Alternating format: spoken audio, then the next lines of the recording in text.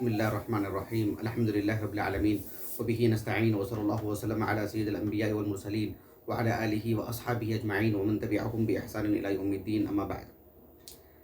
اللہ سبحانہ و تعالیٰ کی توفیق اور اس کے فضل و کرم سے ابھی رمضان شروع ہو چکا ہے، یعنی ابھی ہلال کی خبر مل چکی ہے اور رمضان کی پہلی رات ہے۔ اللہ تعالیٰ اسے ہماری نجات کا ذریعہ بنا دے، اس ماہ کو سعادت مند بنائے، اس مہینے کو ہمارے حق میں۔ ہمارا جو گروپ ہے اس میں یعنی ہم شروع دن سے اس بات کی کوشش کرتے رہتے ہیں کہ دو مرد حضرات کے ہیں، دو خواتین کے ہیں، بڑی عدد اس میں جڑی ہوئی ہے کہ یہ ایک نعمت ہے ہمارے لیے اور ایک ذخیرہ آخرت بھی بنا سکتے ہیں ہم اس گروپ کو، اور اس گروپ کا ہمیں مکمل فائدہ اٹھانا چاہیے کہ ان کو دین سے متعلق ٹھوس اور صحیح معلومات دیں، صحیح تربیت کریں۔ اسی مقصد کے تحت میں وقتاً فوقتاً کچھ سوالات بھی کرتے رہتا ہوں۔ ابھی میں نے گروپ میں یہ بات جو ہے ذکر کیا تھا کہ جو ہے ہر دن ایک سوال کروں گا تاکہ علم حاصل کرنے کے لیے بھی کچھ وقت نکالیں، تحقیق کریں، اہل علم سے پوچھیں، کتابیں دیکھیں، تاکہ صحیح انداز میں ہم جو ہے یعنی تحقیقی ذہن بن سکے ہمارا، یہ ہمارا مقصود ہے۔ تو آج کا جو پہلا سوال تھا کہ جو ہے یعنی رمضان کا مہینہ چل رہا ہے تو اور سبھی سوالات اسی صوم سے متعلق ہوں گے، یعنی احکام الصوم سے متعلق ہی ہوں گے انشاءاللہ۔ تو پہلی بات یہ تھی کہ قرآن مجید میں الصوم یعنی صوم رمضان یا عام صوم سے متعلق کتنی آیات ہیں؟ یہ قدر آسان ہے، حافظ قرآن کے لیے تو بہت آسان ہے، اور جو حافظ قرآن نہیں بھی ہیں تو مطلب دیکھ کر کے بتا سکتے ہیں کہ یہ آیت کریمہ صوم سے متعلق ہے وغیرہ۔ رہا مسئلہ احادیث کا، یہ یقیناً ایک آزمائش میں ڈال دینے والی چیز ہے۔ اتنا بڑا دعویٰ کون کرے گا کہ روزوں سے متعلق اللہ کے رسول کی احادیث کی اتنی عدد ہے؟ لیکن انشاءاللہ میں آپ کو ایک وہ طریقہ بتاتا ہوں آپ کو کہ جو ہے ہم اندازہ لگا سکتے ہیں کہ کس قدر کثرت سے احادیث ہیں، اور قرآن کا اعجاز بتلانا مقصود ہے مجھے، یعنی میں آخر میں بتاؤں گا وہ نقطہ انشاءاللہ۔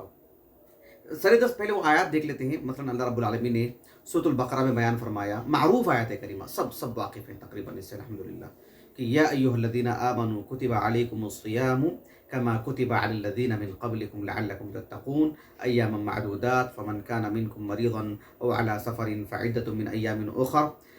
تو یہ آیت کریمہ، اور اس کے بعد یعنی شہر رمضان الذی انزل فیہ القرآن وَإِذَا سَأَلَكَ عِبَادِي عَنِّي فَإِنِّي قَرِيبٌ أُحِلَّ لَكُمْ لَيْلَةَ الصِّيَامِ الرَّفَثُ إِلَىٰ نِسَائِكُمْ۔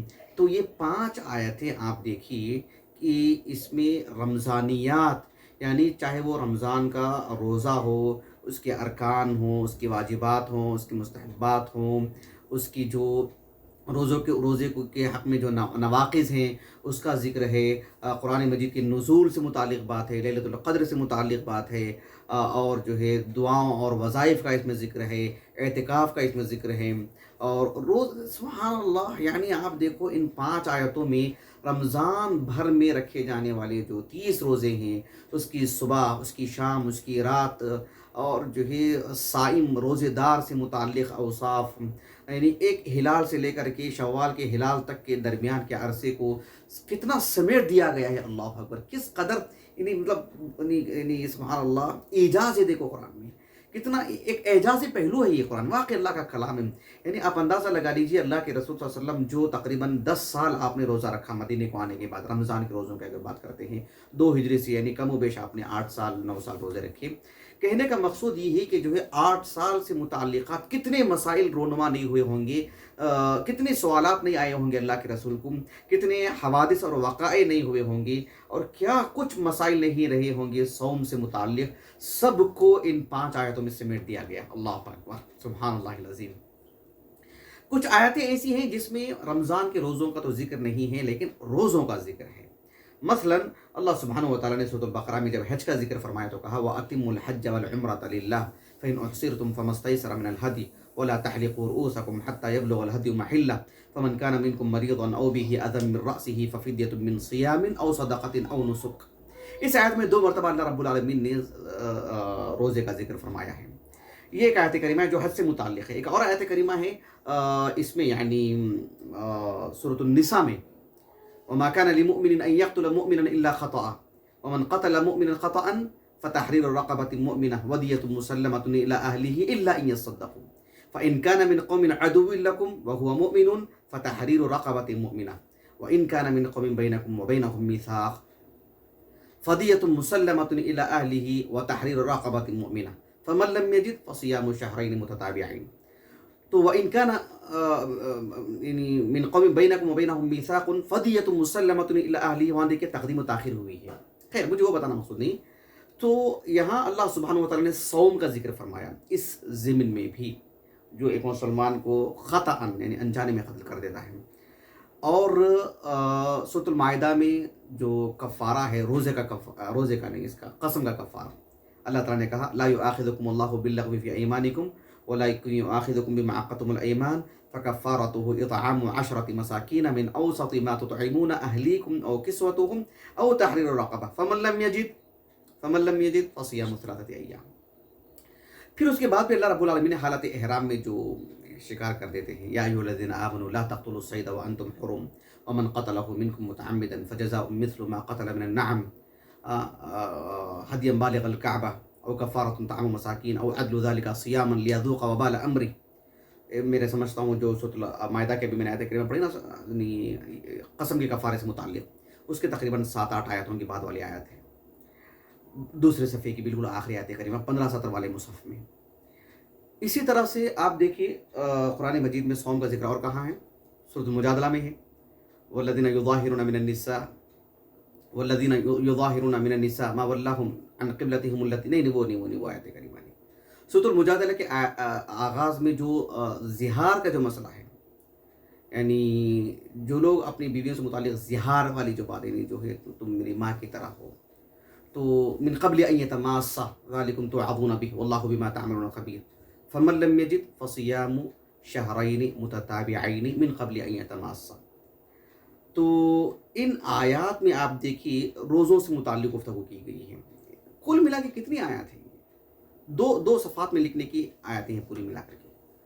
اللہ رب العالمین نے ایک جگہ پر روزہ رکھنے والے سے متعلق گفتگو فرمائی بطور فضیلت کے.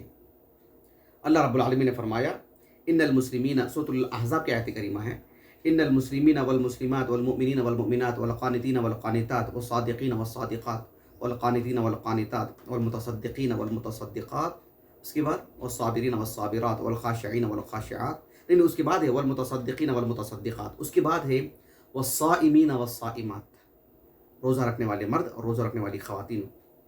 کہنے کا مقصود یہ ہے کہ ان ساری آیات میں جو ذکر کیا گیا ہے صوم یا صائم، تو کتنی آیات ہیں؟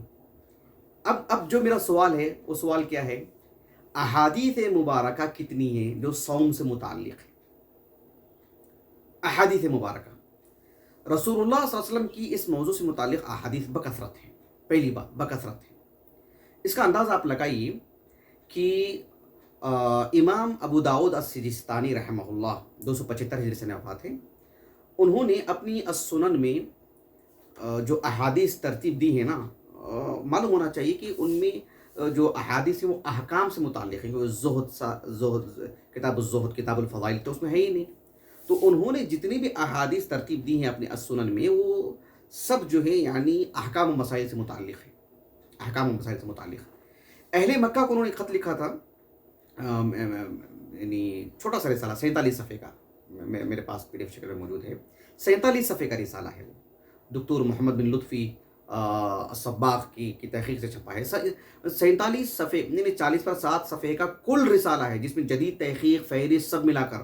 ورنہ امام ابو داؤد رحمہ اللہ کا لکھا ہوا تو اس میں سمجھتا ہوں 20 صفحے ہی بس. اہل مکہ کو آپ نے خط لکھا نہیں، رسالۃ ابی داؤد الی اہل مکہ فی وصف سننہ، پورا نام ایسا ہے اس رسالے کا جو ابھی مطبوع میں چھپا ہے. تو امام ابو داؤد رحمہ اللہ نے اہل مکہ کو ایک خط لکھا تھا، اس میں یہ بتانے کے لیے کہ یہ جو امام ابو داؤد رحمہ اللہ کی سنن ابی داؤد ہے، اس میں میرا کیا منہج ہے. اس رسالے میں رسالہ میں دکھا سکتا تھا آپ کو. تو اس میں آپ نے جو لکھا امام ابو داؤد رحمہ اللہ نے کئی باتیں لکھی، کئی باتیں. اس میں قابل غور بات یہ ہے کہ امام ابو داؤد رحمہ اللہ نے یہ بات کہی کہ لا اعرف احدا جمع الاستقصاء غیری، یعنی احکام سے متعلق احادیث کو جو اکٹھا کرنا، ہر موضوع سے متعلق میں نہیں سمجھتا، نہیں میرے علم میں نہیں ہے کہ میرے علاوہ بھی کسی نے کیا ہو. اتنی بڑی بات کی امام ابو داؤد نے، وہ ادعا ہے. یعنی ہر حکم، ہر موضوع سے متعلق کتنی احادیث ہیں، سب کو ایک جگہ اکجا کر دینا. میں نہیں سمجھتا کہ لا اعرف احدا جمع الاستقصاء غیری، میرا علاوہ کسی اور نے ہر موضوع سے متعلق احادیث اکٹھے کیے ہوں، وہ مجھے نہیں لگتا ہے. حالانکہ امام ابو داؤد رحمہ اللہ نے سارے احادیث اکٹھا نہیں کیا، آپ نے بہت کیا، تب آپ نے یہ بات کہی. سمجھ رہے ہیں اس بات کو؟ تو اس سنن ابی داؤد میں امام ابو داؤد رحمہ اللہ نے جو کتاب الصیام آپ نے ترتیب دی ہے، اس میں 163 حدیثیں لائے ہیں، 160 پر 3 حدیثیں. اور آپ نے دعویٰ کیا کہ میں نے احکام سے متعلق احادیث، ہر موضوع سے متعلق جو میں نے اکٹھا کیا ہے، مجھے نہیں معلوم کہ کسی اور نے کیا ہو. کتنی میں نے کہا ابھی؟ 163. اب قابل غور بات یہ ہے کہ 163 احادیث میں سے 131 یعنی 130 پر 1 حدیثوں کو شیخ البانی نے صحیح یا حسن یعنی قابل احتجاج بتایا ہے، بقیہ حدیثوں کو چھوڑ کر کے. تو اس سے ہم اندازہ لگا سکتے ہیں کہ کتنی بڑی مقدار میں حدیثیں ہیں. امام بخاری رحمہ اللہ کے الجامع الصحیح، اس میں جو کتاب الصوم ہے، اس میں آپ دیکھیے کل حدیثوں کی جو تعداد ہے، غیر مکرر معلق روایتیں اور غیر جو مکرر ہیں، اس کو نکال کر، مکرر دونوں معنی میں، یعنی ہو سکتا ہے کوئی حدیث کتاب الصوم ہی میں 2 بار لائی گئی ہو، یا ہو سکتا ہے کتاب الصوم کے علاوہ بھی کہیں اور لائی گئی ہو. ہر پہلو سے غیر مکرر روایتیں جو اس میں ہیں، وہ 80 پر 9 حدیثیں ہیں صحیح بخاری کی کتاب الصوم میں. یہ ہے صحیح الحفاظ. اس میں ان حدیثوں کو اکٹھا کیا گیا ہے جو کتب ستہ میں ہیں. یعنی حدیث صحیح بخاری میں ہے تو صحیح مسلم میں، سنن ابی داؤد میں، یعنی وہ حدیثیں صحیح الحفاظ فی متفق علیہ الائمۃ الستہ، یعنی کل 6 کے 6 کتابوں میں بھی وہ حدیث ہو کتب ستہ میں. تو وہ کتاب الصوم سے متعلق کتنی ہے؟ صرف 12. سمجھ رہے ہیں آپ؟ صرف 12. اب جو ہے وہ دور تھا عصر الروایہ کا، جس میں اہل علم احادیث اکٹھا کرتے تھے اور صرف اپنے شیخ سے جو حدیثیں سنتے تھے وہی لاتے تھے. سمجھ رہے ہیں آپ؟ یعنی مثلا امام مسلم رحمہ اللہ کو مان لیجئے کہ ایک موضوع سے متعلق 50 حدیثیں معلوم ہیں امام مسلم کو، لیکن وہ لکھتے وہی تھے جو آپ نے اپنے استاد سے سنا.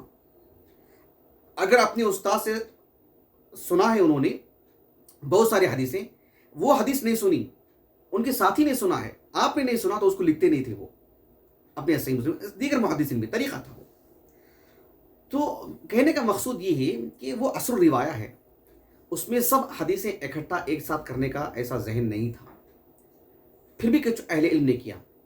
لیکن جب تقریباً 5 صدی جب ختم ہو گئی تو تقریباً احادیث پوری کتابوں میں آ چکی تھی. پھر اب اپنی آسانی سے بیان کرنے کا کوئی مطلب، کوئی وجہ جواز نہیں تھی وہاں پر. سب حدیثیں اکٹھا ہو چکی تھیں. تو جن اصحاب علم نے سبھی احادیث کو ایک جگہ جمع کرنے کی کوشش کی، ان میں سے ایک نام ہے یہ، یعنی جامع الاصول فی احادیث الرسول، ابو سعادات ابن الاثیر الجزری رحمہ اللہ. 606 ہجری سے وفات ہے ان کا. 3 بھائی ہیں. میں نے ابناء الاثیر الجزری پر میں نے گفتگو کی، ان تینوں بھائیوں کی سیرت پر میں نے درس دیا ہے، بنگلور دروس میں موجود ہے الحمدللہ. تو یہ سب سے بڑے بھائی ہیں، صاحب علم، اور بہت شاندار مقدمہ لکھا ہے انہوں نے. تو کہنے کا مقصود یہ ہے کہ اس میں انہوں نے یعنی صحیح بخاری، صحیح مسلم، سنن ابی داؤد، سنن ترمذی، سنن نسائی، ابن ماجہ کو نہیں لیا اس میں انہوں نے، المعطا کو. ان سب میں جتنی احادیث ہیں سب کو انہوں نے اس میں جمع کر دیا. یہ ایک جلد نہیں ہے، ایک کتنے جلدوں میں ہے میرے پاس، یہ تو 34 جلد ہے نا میرے انداز سے، میں سمجھتا ہوں 8-9 جلدوں میں ہے یہ. تو اچھا کیا بتا رہا تھا میں، کہ اس میں جو ہے انہوں نے یعنی ہر موضوع سے متعلق احادیث اکٹھا کر دی ہیں. اس میں حدیثیں دیکھنے کا طریقہ یہ ہے کہ حروف الہجا، یعنی جتنے بھی موضوعات ہو سکتے ہیں انہوں نے حروف الہجا الف با تا جو ہے نا اس حساب سے انہوں نے یہ کر دیا ہے. تو الصوم کو الصلاۃ کے بعد دیکھنا پڑے گا، پھر الصوم کے بعد پھر الصبر آئے گا، اس کے بعد الصدقہ آئے گا، اس طرح سے حروف الہجا کا خیال کرتے ہوئے. تو اس میں انہوں نے کتاب الصوم سے متعلق جو سب احادیث اکٹھا کی ہیں کتب ستہ سے، ابن ماجہ کو چھوڑ کر کے المعطا داخل کر کے کتب ستہ سے 240 پر 4 حدیثیں، 240 پر 4 حدیثیں، یعنی حدیث نمبر 4377 سے شروع ہوتی ہے یہ چیز، اور اس کا ختم ہوتا ہے یہاں پر 4621، یعنی 240 پر 4 حدیثیں انہوں نے لائی ہیں. لیکن سب سے دلچسپ بات اور سب سے یعنی تعجب میں ڈال دینے والی بات یہ ہے دکتر ضیاء الرحمن محدث اعظمی حفظہ اللہ کی الجامع الکامل فی الحدیث الصحیح الشامل، اس میں ایک تو انہوں نے یہ دعویٰ کیا ہے کہ جتنی بھی صحیح حدیثیں، میں سب کو یعنی جس طرح سے قرآن مجید ہے نا بین الدفتین، پورا اللہ کا کلام ہے، ایسا نہیں کہ جو ہے کچھ آیتیں وہاں کچھ آیتیں وہاں، پورا قرآن مجید ایک جگہ ہے. لیکن احادیث ایسی نہیں ہے نا، صحیح بخاری میں کچھ حدیثیں ہیں تو صحیح مسلم میں نہیں ہے، صحیح مسلم میں ہے تو ابو داؤد میں نہیں ہے. بتا دو کہ آپ کو. تو انہوں نے اس کا دعویٰ کیا کہ جو ہے جتنی بھی صحیح حدیثیں ہیں، میں نے ان سے پوچھا بھی الحمدللہ، تو انہوں نے یہ کہا کہ جو ہے یعنی 95% اس بات کا جو ہے یعنی ہے کہ میں نے اکٹھا کر دیا ہے. اور کیسے اکٹھا کیا انہوں نے حدیثوں کو، مقدمے میں لکھا ہے، بہت شاندار مقدمہ الحمدللہ، بہت علمی مقدمہ ہے. اور دلچسپ بات جو میں بتانا چاہ رہا ہوں میں آپ کو کہ ایک تو انہوں نے دعویٰ کیا ہے کہ میں صرف صحیح حدیثیں یعنی جتنی صحیح حدیثیں سب لاؤں گا، صرف صحیح حدیث کو لاؤں گا ایسا نہیں، جیسے امام بخاری نے کہا جو بھی لاؤں گا صحیح حدیث، جتنی صحیح حدیثیں ہیں سب لاؤں گا. یہ اس کتاب میں یہ ان کا مقصود ہے، الجامع الکامل فی الحدیث الصحیح الشامل. ساتھ میں یہ ہے کہ انہوں نے حدیث کو مکرر نہیں لایا ہے، مکرر ہے، ایک مرتبہ آ گئی تو آ گئی.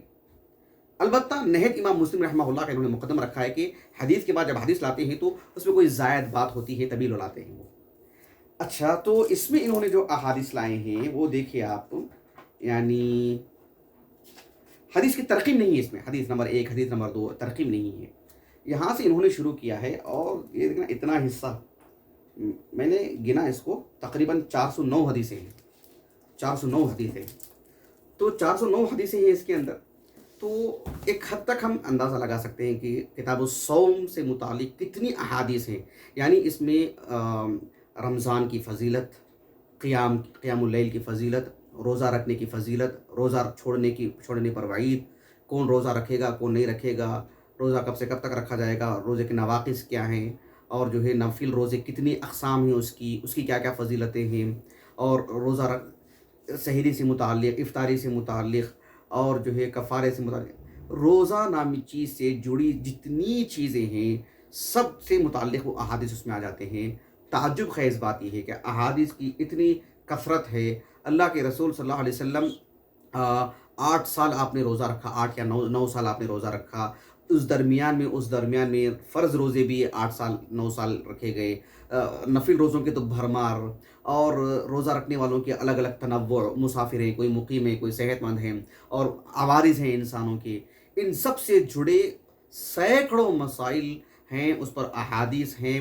دین کو اللہ نے ایسے محفوظ رکھا ہے، دین ہمارا کامل ہے، سب کچھ شامل ہے اور محفوظ ہے الحمدللہ، تینوں صفات ہیں.